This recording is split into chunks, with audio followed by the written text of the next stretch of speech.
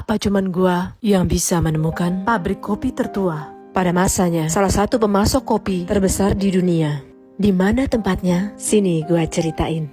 Setelah Maria menginjakkan kakinya di kota Rembang dan ke kota Jepara, tempat berkuasanya Ratu Kalinyamat, gua melanjutkan perjalanan menuju kota Semarang. Ternyata pada masa lampau, kota ini bukan dijuluki kota lumpia, akan tetapi merupakan kota pemasok kopi terbesar pada masanya. Lokasi yang gue temukan di sekitar Pecinan Semarang. Gue awalnya masuk, gue pikir ini kafe yang sama seperti kafe lainnya, dilayani oleh anak muda dengan berbagai macam pilihan kopi. Tapi setelah itu gue curiga pada saat menyajikan kopinya tepat di bangunan ini. Ternyata ini rumah sang owner dan gue bergegas ingin jumpa dengan beliau. Bapak Widayat Basuki Darmo Wiono berusia 78 tahun menjadi generasi ketiga di tempat ini. Kami bercengkrama dan ternyata dulunya ini adalah pabrik kopi tertua sejak tahun 1915 dan gue dibawa ke sebuah ruangan. Gua takjub banget. Di gudang ini gua menemukan mesin-mesin berukuran besar. Seketika gua ngebayangin seperti film di Transformers. Mereka seperti robot-robot besar.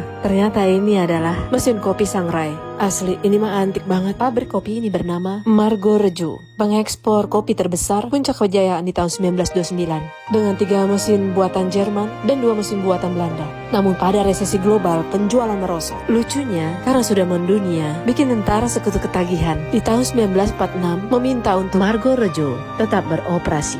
Para sekutu mendatangkan 3 mesin buatan Jerman. Namun sayangnya, penjualan tetap tidak stabil seperti semula karena perkembangan zaman dan masyarakat mulai memilih kopi instan. Bangga gue bisa bertemu sang bapak generasi ketiga sambil bernostalgia menceritakan kejayaan pabrik kopi ini. Dan Margorejo tetap menjadi bagian penting dari sejarah kopi di Indonesia.